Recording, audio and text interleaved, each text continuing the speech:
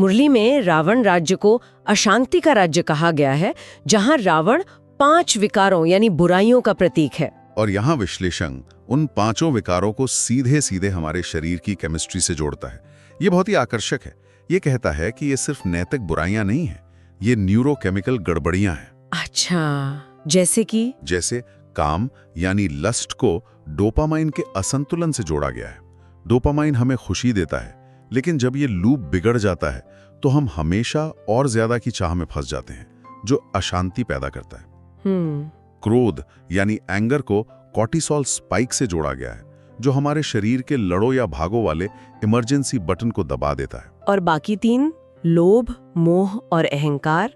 लोभ यानी ग्रीड एक तरह का रिवॉर्ड एडिक्शन है, जहां दिमाग को कभी संतुष्टि नहीं मिलती। मोह यानी अटैचमेंट हमारे इमोशनल सिस्टम में अस्थिरता पैदा करता है।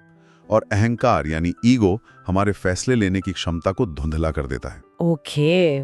विश्लेषण कहता है कि ये 5 मिलकर हमारे दिमाग में अंदरूनी सूजन, चिंता और रिश्तों में टकराव पैदा करते हैं। अच्छा। तो जब कहा जाता है कि सतयुग में रावण नहीं होता, हाँ, तो उसका वैज्ञानिक मतलब ये हुआ कि वहां ये 5 न्यूरोकेमिकल गड़बड़ियां नहीं होती, इसलिए वहां अशांति भी शून्य होती है। तो जब पुराने ग्रंथ वासना के राक्षस की बात कर रहे थे, तो क्या वे असल में उस चीज को एक शख्सियत दे रहे थे जिसे आज हम एक बिगड़ा हुआ डोपामाइन फीडबैक लूप कहते हैं? बिल्कुल।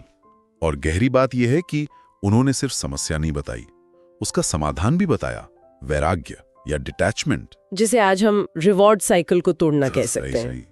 इससे बुराई एक नैतिक विफलता नहीं, बल्कि एक हाईजैक किया जा सकने वाला बायोलॉजिकल सर्किट बन जाती है। बात यह नहीं है कि वासना बुरी है, बात यह है कि हमारा दिमाग एक खास अनुमानित तरीके से कमजोर है।